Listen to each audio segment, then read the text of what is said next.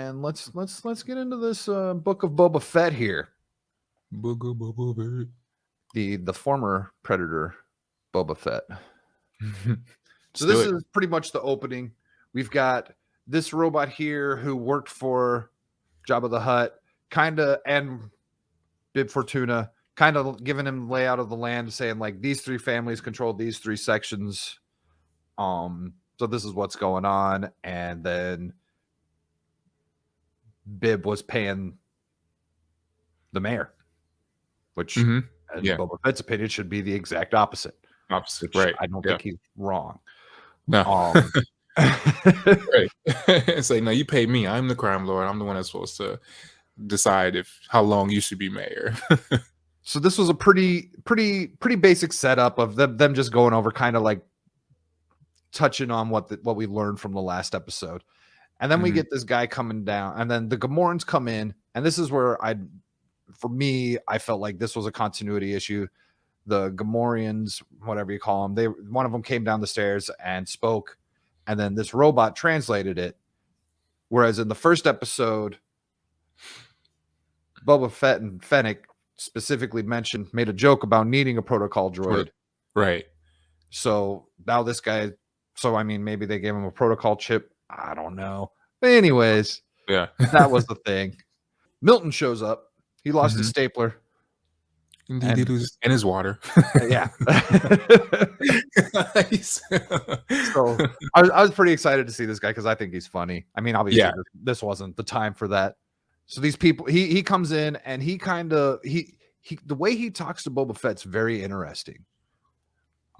He butters his biscuit, but yet is honest about where like the town isn't loyal to Boba Fett yet, which makes sense. How long has he been there? A week, 2? A week, yeah. It hasn't been long at all. Right? It doesn't seem long. Like the freaking Jabba's cousins were coming in, but to say claim, right? He hasn't set set the stones in yet. Well, who knows how long it took him to get from Hutta or wherever that planet is that they're from, or that they've been hanging out, where all the debauchery and everything happens. Could you debauchery and all that stuff with the Hutts? Like, it would look disgusting. Hard pass. I do not need to see. There should be an episode on that. Just saying, Disney. You talk about it, you got to make it happen. You got to make it happen. I just don't want to. I don't want to see any fan art. I don't want to see nothing of anything from Hutta. Like, I don't care. It's just like I don't. So he goes about, and I can't remember the character. I'm just going to call him Milton. We'll call him Milton. Yeah. So he's going on about how like the city doesn't really respect him, doesn't respect Boba Fett yet, and how he just these cyborgs, essentially these people with robot who fuse themselves together with robot parts, have been stealing water from him. And he told Boba Fett that if he takes care of this issue for him, he will double his tribute. And the way that Boba Fett and Fennec looked at each other, it made it look like that would be a significant sum. So, we have no idea what tribute is. We also have no idea what the economy of, what is it, Mos Espa? We have no idea. We have no idea what the economy of Mos Espa is, but anyways, so Boba Fett agrees. He's like, yeah, I'll help take care of this. So he mobs up on the crew. He noticed all these kids drinking water. And he's like, where'd you get that water? And they ignore him. And he's like, do you know who I am? And so, of course, they're like, yeah, you're Boba Fett. You're the crime lord or whatever. Right. And like, yeah, whatever.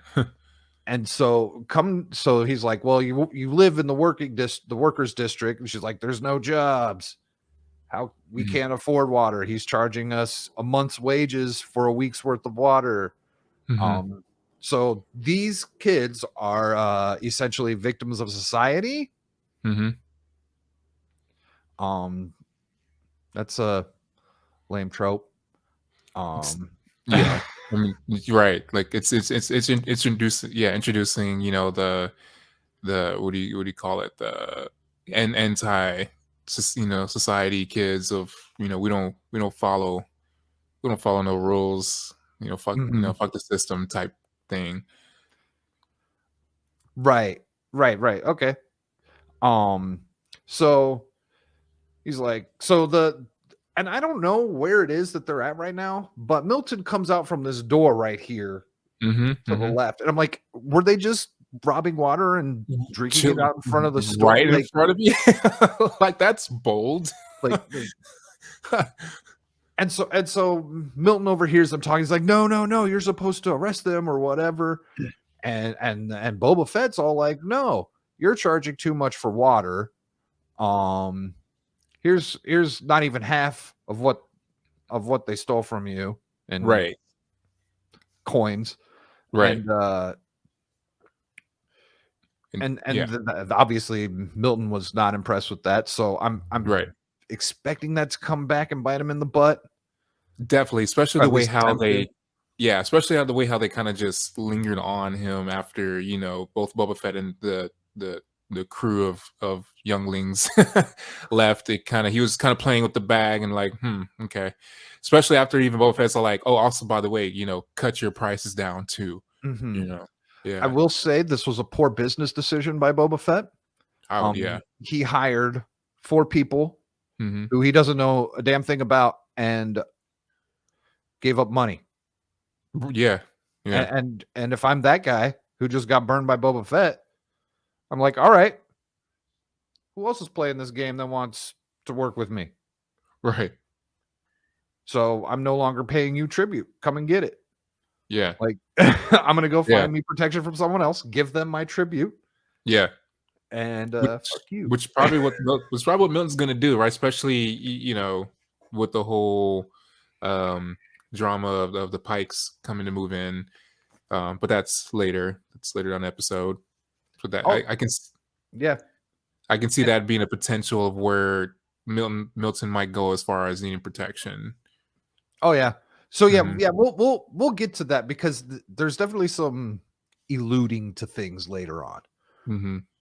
So after that, he hires these kids as, I don't know, are they bodyguards? Like, he's giving them jobs. I don't know what their purpose is supposed to be.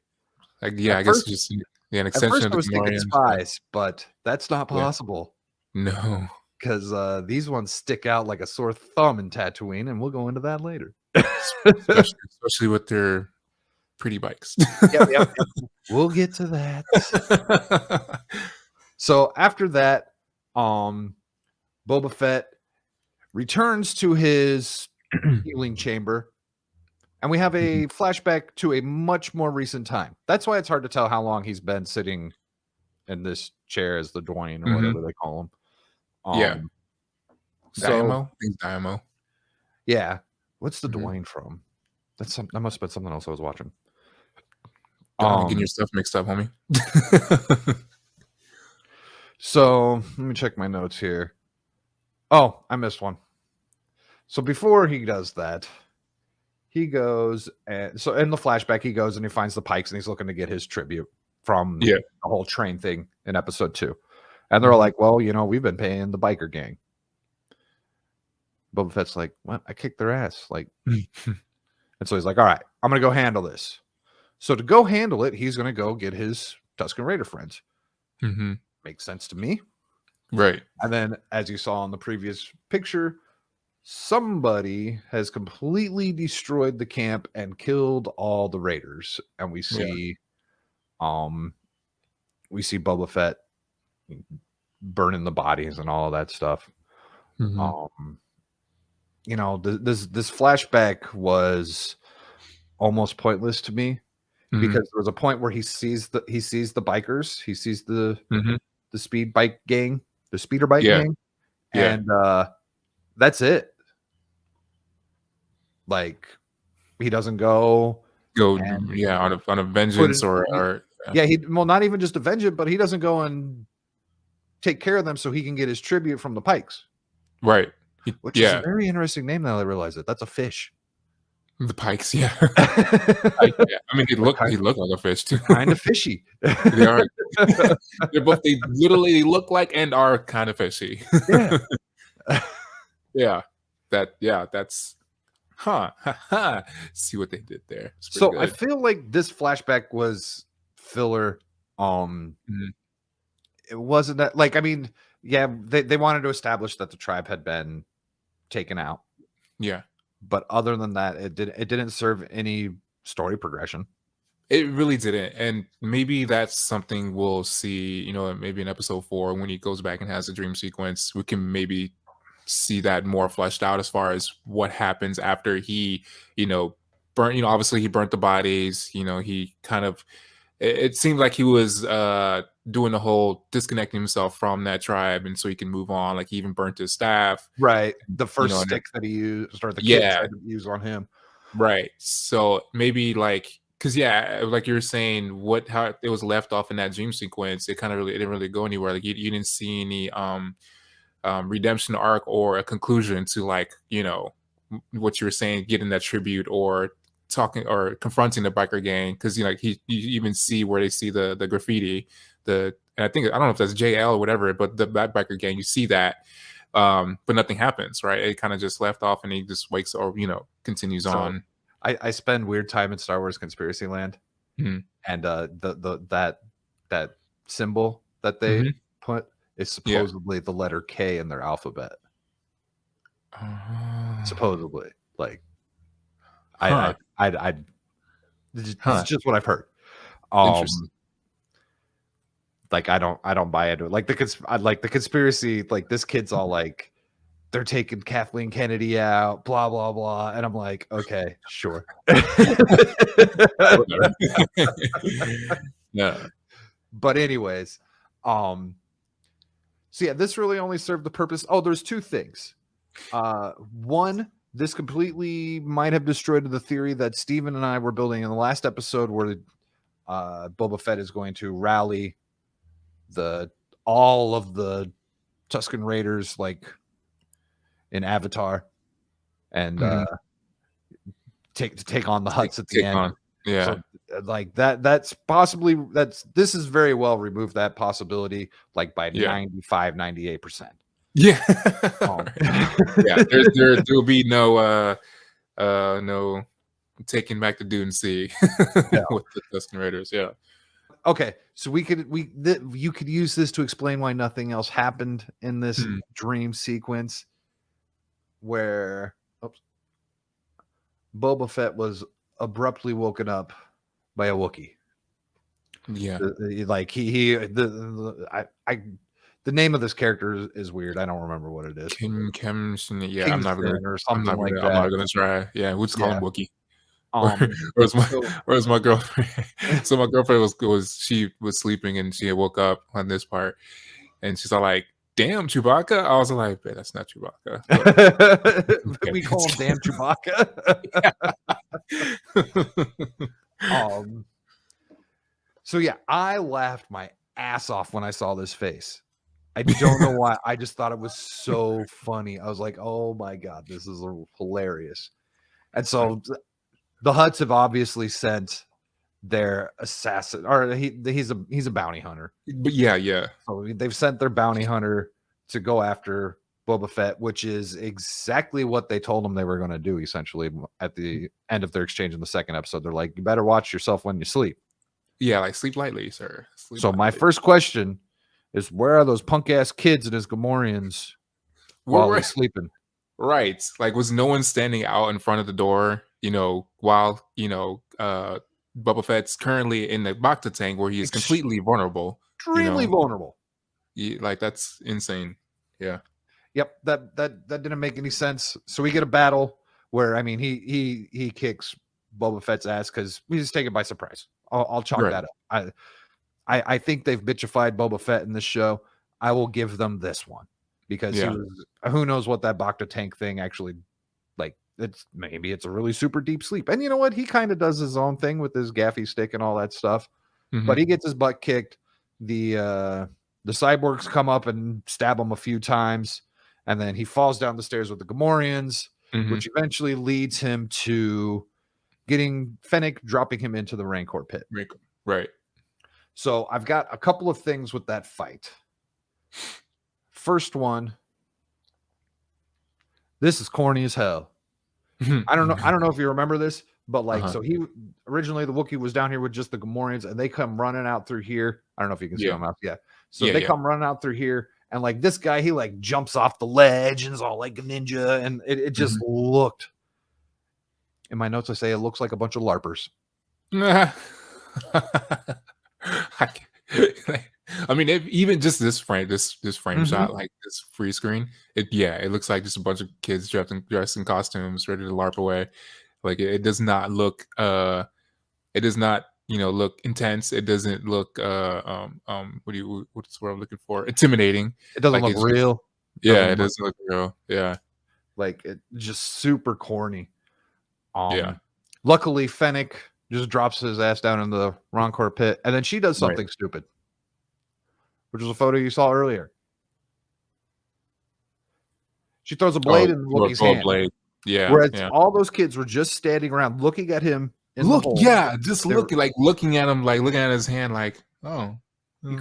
All you had to do was step on him. But no, you're going to give this master bounty hunter a blade.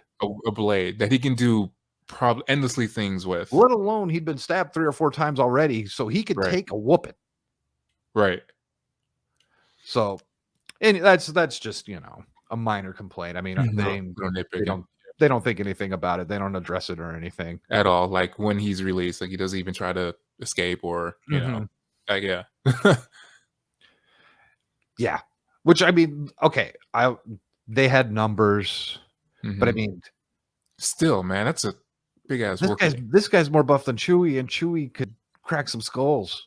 Exactly. Like, yeah, we know based off just Star Wars movies and even off KOTOR, Knights of the Republic, because you had a Wookiee and Hanar, and you kind of heard his backstory. This like Wookiees are fucking badass. Like they don't take no shit. They can take at least 10 by themselves. Yeah.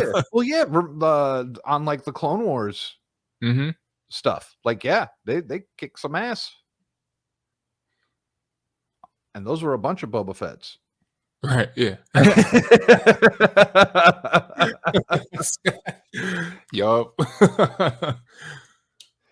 So after that, the Hutts noticed, they're like, oh, our bounty hunter never came back. That's interesting. Should probably look into that. Probably go investigate this for a minute. So they come with a gift. We're sorry for trying to kill you. Here's a Rancor. It's a Rancor. I like it. I mean, that's cool. Yeah, it's weird. It's super weird. Yeah. I don't know why Boba Fett just doesn't put a couple lasers right in there for it and say whatever. Right. And it's funny, right? So again, like my girl, she woke up and she was watching this with me, and so like she hasn't really watched Star Wars. Actually hasn't watched Star Wars at all. So it was interesting to kind of get her perspective of everything. But so yeah, when this scene came in, and like the Hutts are like, "Oh, we're so sorry we tried to assassinate you. Here's a Rancor for you." My girl's all like, "Why would I want that?" She said, "Why would I want that?" Like, no, I don't want that. Like, don't let her watch the new ones. You have to watch them in the right order. Yeah, you can't just start. You have to start at 1. If you don't start at 1, you lose everything. You lose that. Yeah, right. You lose all. Excuse me. Start at 4. Yeah. Yeah. But it was funny because I was like, yeah, I mean, that is a very weird gift. Like, I agree. Like, I don't like. It's just you try to assassinate me and then you give me a Rancor. Like, okay. Which I dig. We'll talk about the Rancor here in a bit. But so the Hutts go on to tell him about how the mayor has actually already promised this area to another syndicate. Something we were kind of discussing earlier about things being eluded. And so this syndicate apparently has the Hutts scared enough for them to take off, which is crazy. And they tell Boba Fett that he should do the same thing. He's not into that. He's like, nah, they just want their enemies to fight because that would only increase their strength. which I mean, absolutely, that's basic yeah. warfare. Right. See, what else do I get? Oh, another thing that was weird is like all of a sudden in this scene, the sister is openly talking directly to Boba, where in the previous one, she was like, she kind of acted like she was like too good to talk to Boba Fett. And so she would just whisper to her brother, and her brother would translate. Yeah. And I believe they are brother and sister. Yeah, because they're twins. Yeah. Weirdly close relationship there. I mean, it's the Hutts. Like I said, I like you were saying earlier, the things that probably go down in Hutta, I think ancestry is probably up there. So we go on to the Rancor.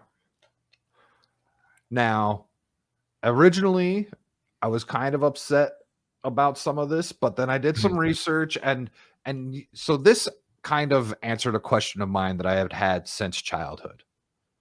Watching the Rancor pit scene with Luke Skywalker. How the hell did Jabba the Hutt get that thing in there? You know what I mean? Like, that thing's just nasty, angry thing of piss. Like, right. They don't like anyone. Like, and so Yeah. they kind of gave this story, which I guess was in one of the books, but the books are not canon anymore, people. Right.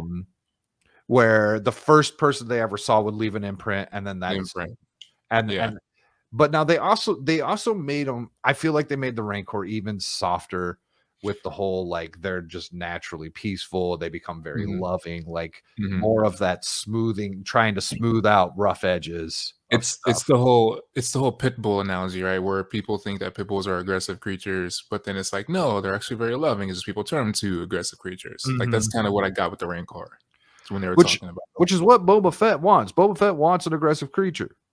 Yeah, he even said, it's like, I thought they were what he said, fighters. I thought they were warrior or like warriors. Yeah, he wants to ride the damn thing.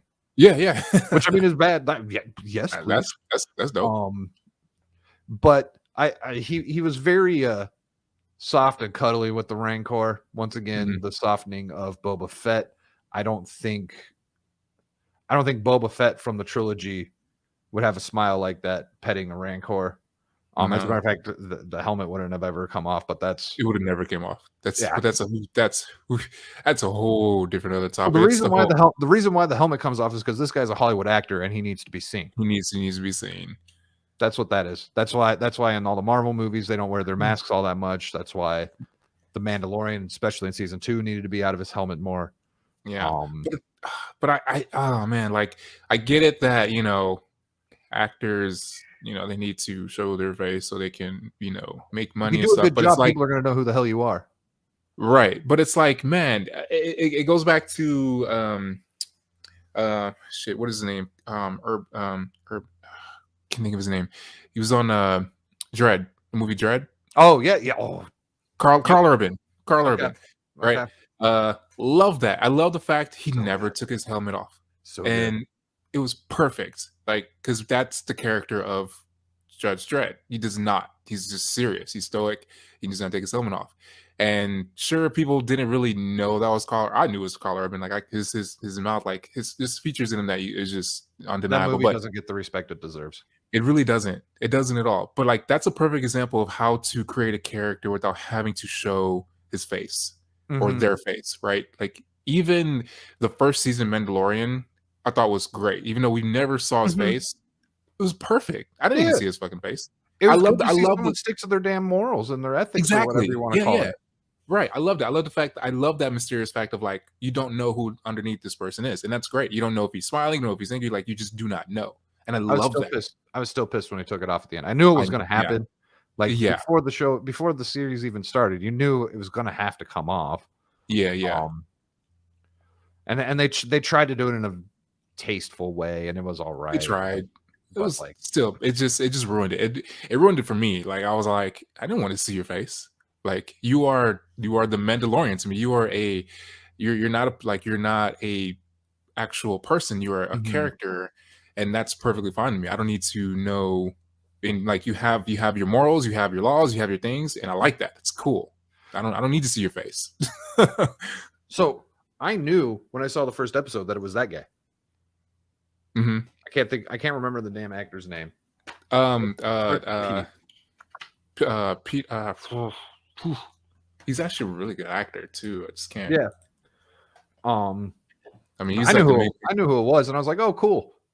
I mean, he was the main reason why Wonder Woman was, Oh, that's the second one. We don't talk about the second one. I mean, it was Pedro Pascal.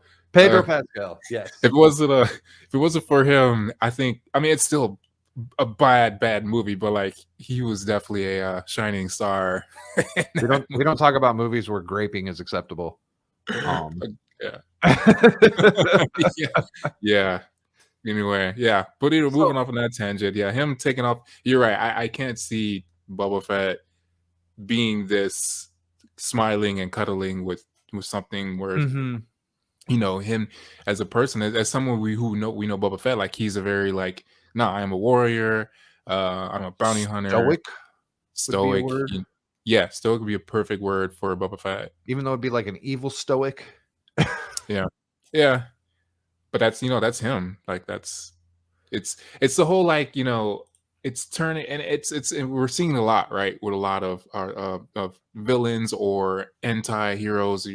They're turning into that, right? They're turning into this, they're just regular people. They're they have different motives, but they're misunderstood, like Cruella de Vil. Like, no, my example, or like my example of Cruella de Vil is someone who's just purely evil. Like, she hates dogs. She wants to turn them into coats, and she's just purely evil. Like, I don't need a whole backstory of like, oh, well, she just misunderstood. I'm like, no. Yeah, you see, that's the whole trying to make things real. Like, that's all they're trying to do is like, well, not everyone's pure evil. Duh. Except for maybe a very few select, what do you call them? Sociopaths. Yeah. Like, and then you there's an argument for people that are just off their rocker, but that's a whole nother conversation. But yeah, to be pure evil, you have to be, a certain German from back in the day. Yeah. How are you going to excuse that? Right. And so they just feel like they have to like bring these characters back and show like a softer side of them. And it's like, no, this is fiction. It's okay to have the binary aspects of good and bad. That's what makes good storytelling. That's what makes heroes. And you know what? Yeah. I like a good bad guy. Thanos was the shit. Yeah. He was ruthless, aggressive. And you know what? He had a soft side. He did. He was a badass, and he had values, and they were fucking evil, but he stuck to them. He did. And you know what? Yeah, that's actually a really good example of how to write.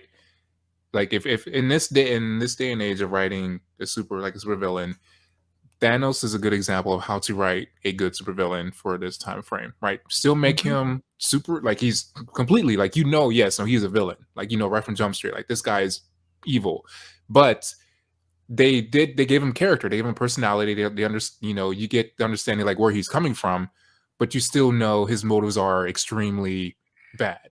You won't be like, oh, well, no, he's just misunderstood. He had a troubled child. Like, no, he's fucking evil. Like, like what he wants to do to the universe is pure fucking evil.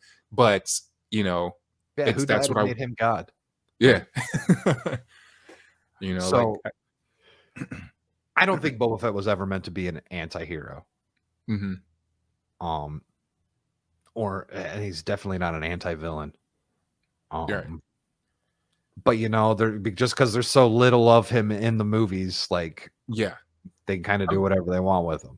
Right. I mean, people didn't like Boba Fett because he was soft and cuddly. People like Boba Fett because he's a badass bounty hunter. Right. Yeah. He shot first. He didn't give a shit. He was out the money. Like. Yeah. The money, which he gave up earlier in this episode. Which, Boba Fett would never do that shit. He would not. So we're going to move on. We're going to move on to what is probably the most memeable thing about this entire series. Oh my God, those fucking bikes. These bikes. The Mighty Morphin Cyborg Rangers. I saw Mighty Morphin Cyber Rangers. I love that. I saw people calling them the Jetsons. To me, it kind of looks like something that could have been in Back to the Future 2. Yeah. Honestly, it doesn't fit. It does not fit in the Star Wars universe. It was funny. So like when I saw these bikes, I was all like, I don't think I've ever seen, besides maybe like the blasters, I've never seen this much color in a Star Wars. Wrong planet. Yeah. You want to do this on Coruscant or, somewhere where there's color, not the desert. Like, it these sticks things out aren't way dirty. too. They're not dented. They're not faded. There's 2 suns on Tatooine. Yeah. And these things look crisp. Yeah. We'll get into the economics of this at the end of the episode. Because there's some shit that comes up that just annihilates the existence of these 4. Right. So anyways, this is him. He's going to the mayor. The mayor's been kind of like holding off because the mayor asked this gave the land to this new syndicate.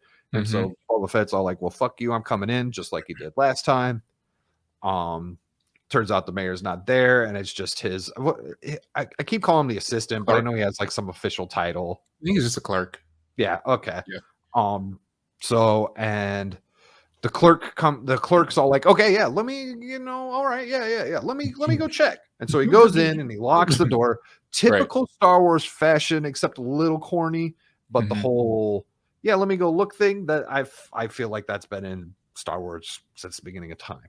Or since the beginning of Star Wars, at least. Right.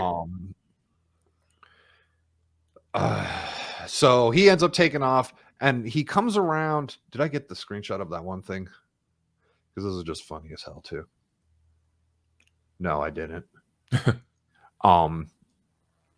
But it was of them loading up. I couldn't get it without that guy in the yellow being blurry. Anyways, so he comes out from behind this building and comes swooping around the front, and Boba Fett and Fennec are like, go get him. And so the scooter gang takes off. Right. And this is quite possibly the worst chase scene ever. Because the speeders, the Vespa things looked so slow. And they sound like they're hauling ass. Like typical Star Wars sound, not typical Star Wars speed graphics work. Yeah. It did. They did seem super slow. The pacing of the chase scene it did not feel intense. There was no drama behind it. And like the bikes, they just I don't know who decided to the color choice for these bikes or in style, which it just does not fit. I've spent a little bit of time thinking about that. And I was like, why green? Why not purple or orange? Because the other 3 are primary. And then also there were 7 people in that original photo. Where is it? This one here. 1, 2, 3, 4, 5, 6. There is one where there's 7 of them. I didn't get that one. But so there might be someone behind her over here. So, I mean, you could have had like 6 or 7 of them and had a bunch of colors. I don't know. I color theory and all that shit. Like, why did they go with green? Like, right. I mean, I would have chosen green personally, or I'd have gone green or purple. But yeah, so they chase the mayor's clerk person thing, and we get probably the best part, the best ass shot in booty shorts that Disney will ever give us. A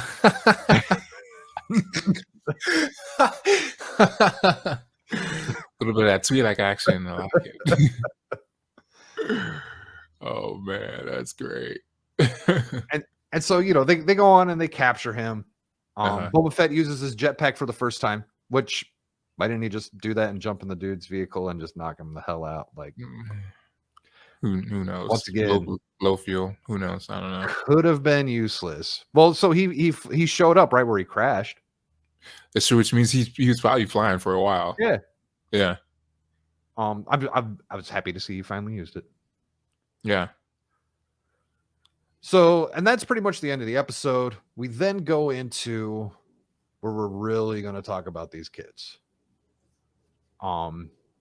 So at the very end, after they captured the mayor's assistant, the cyborg guy saw a bunch of pikes coming off the Star Cruiser, and he puts a call into Boba Fett to let him know.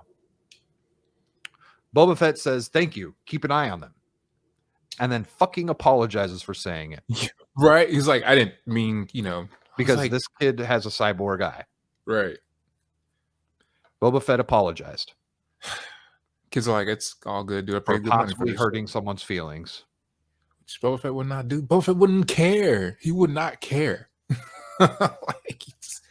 What crime lord gives a shit like that?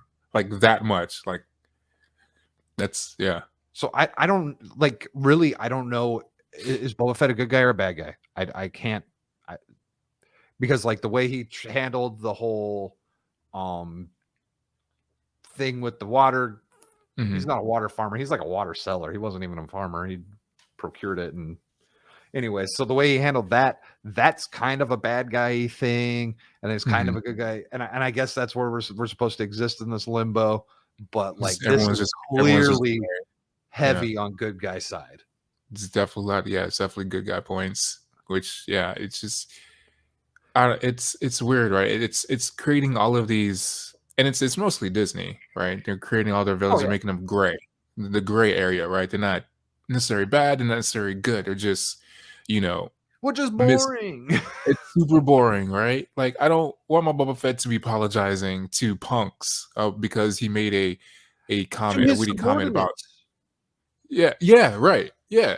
Like who cares? It's just. I mean, even Fennec's all like she's more stoic and more villainous like than Boba Fett, because Fennec, she's all like, "Do you want me to kill this? Like, when the clerk came in the first time, in the first episode, right, when they're doing the tribute thing, and then the clerk mayor is all like, oh, no, I don't give you tribute, you give the mayor tribute, and then Fennec's all like, do you want me to kill this guy? Like the fuck? Like you don't talk to Boba Fett. Yeah, Fennec is definitely harder. And you know what? She's the only one that she doesn't get. There's no character development on Fennec. Zero. None. She's kind of like she's kind of like the Finn of Boba Fett. Yeah. Which is disappointing. She's very disappointing. Because I like Agent May. Right. Or Milan. Was she in the cartoon or the live action? No, she was Milan. She was a cartoon. Oh, was she? I didn't know that. Cool. She's voice. Cartoon was good. She's a voice actress for Milan. Yeah. Hard pass on that live action. Hard, very hard pass. Well, which she showed up. She did a cameo for it. But, that's cool. I just have a problem with movies giving thanks to CCP slave camps. That's a thing. No, yeah. So the next thing that this kid says, he says, "Oh, don't worry about it. You didn't offend me. I paid a lot for this eye. I paid a lot for this eye." This kid who bought a robot eye and installed it in his face. Is just serious? Couldn't afford water. Bought a robot eye.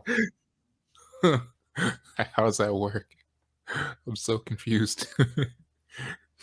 Oh, not to mention the shiny Vespas that him and his broke ass friends all have with their expensive robot parts.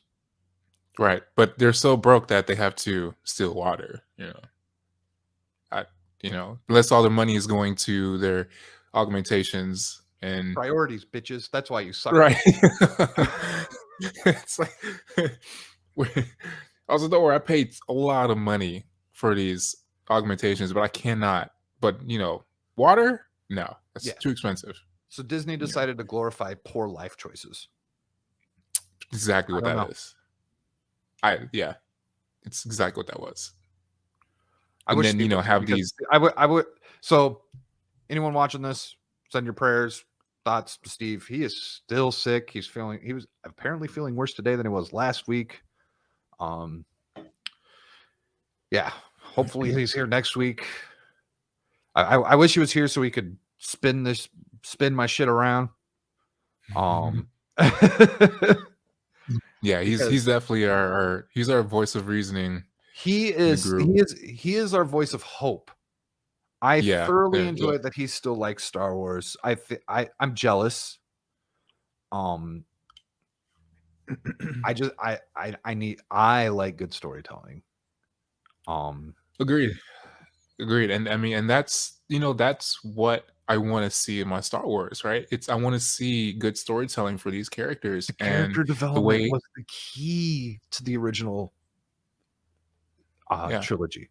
The character development, the Han Solo and Luke Skywalker character development, and like you could argue Princess Leia, but she obviously wasn't in it nearly as much as the other two. Yeah. Like I'd like and no hate towards Princess Leia. I'm just saying she just wasn't in it as much. And she was definitely more of a she was kind of more of a side character just because of like her position of power that she had. Yeah.